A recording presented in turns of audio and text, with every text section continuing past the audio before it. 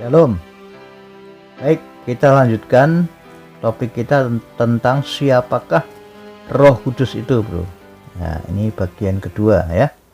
Lalu Lukas nih berkata, oh jadi itu sebutan lain dari Roh Kudus ya, Pak. Ada roh Bapa dan sebagainya ya, Pak. Saya jawab, iya, bro. Lalu Lukas berkata, saya tuh sering mendengar orang itu menyebut Allah Roh Kudus gitu, Pak. Nah, apakah Alkitab juga menyebut seperti itu, Pak? Saya jawab, ya mungkin maksud orang itu ingin berkata bahwa Roh Kudus itu adalah roh Allah atau Allah gitu loh, bro. Karena itu ia berkata Allah Bapa, Allah Anak, Allah Roh Kudus gitu, bro ya. Maksudnya. Lalu Lukas berkata, oh kalau begitu Allahnya orang Kristen ada 3 dong, Pak. Nah, saya jawab itu penyebutan yang salah, jadi kayak gitu nanti penafsirannya ya. Padahal Alkitab tidak menulis seperti itu ya, tetapi Alkitab menulis Bapa, Anak, dan Roh Kudus gitu, bro. Di mana itu? Di sini ayatnya ada ya. Di Matius 28 ayat 19. Demikian bunyi firman Allah. Karena itu pergilah, jadikanlah semua bangsa muridku dan baptislah mereka dalam nama, nah ini, Bapa dan Anak dan Roh Kudus. Nah, tidak ada tambahan Allah Bapa, Allah Anak, Allah Roh Kudus, tidak ada. Jadi hanya ditulis dalam nama Bapa dan Anak dan Roh Kudus. Nah, kita tahu kan bahwa nama Bapa, nama Anak dan nama Roh Kudus itu adalah Yesus, sama, maksudnya namanya sama gitu loh ya. Lalu Lukas berkata, oh iya paham, Pak. Nah, jadi Alkitab tuh mengajar bahwa Allah itu adalah Bapa, bro. Saya kasih tahu dulu ya. Di mana itu ayatnya? Ada, harus ada buktinya dong ya. 1 Korintus 8 ayat yang ke-6. Demikian bunyi firman Allah. Namun bagi kita hanya ada satu Allah saja, yaitu Bapa. Oh, jelas sekali ya di sini ya. Enggak usah ditafsir ya, dibaca saja sudah jelas ya. Koma, yang daripadanya berasal segala sesuatu dan yang untuk Dia kita hidup. Dan satu Tuhan saja, yaitu Yesus Kristus, yang olehnya segala sesuatu telah dijadikan dan yang karena Dia kita hidup. Dan Bapak itu, bro, saya kasih tahu, Bapak itu memiliki firman dan roh, gitu loh ya.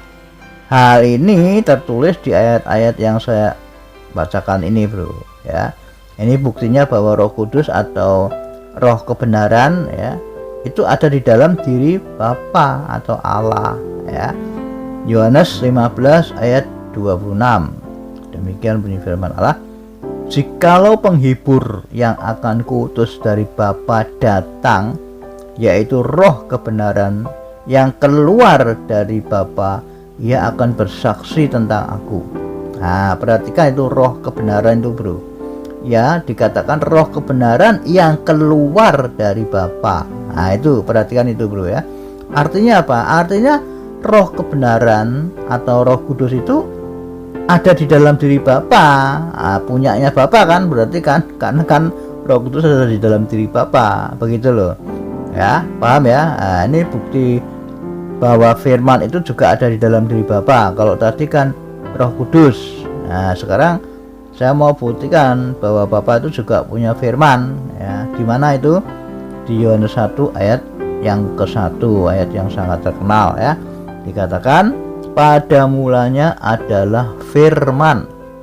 Firman itu bersama-sama dengan Allah atau Bapa, dan firman itu adalah Allah. Nah, di sini kan jelas ya. Ya, perhatikan kata firman itu bersama-sama dengan Allah. Ya, artinya firman itu ada di dalam diri Bapa atau Allah, bro, gitu loh. Jadi makanya ditulis dengan kalimat bersama-sama dengan Allah.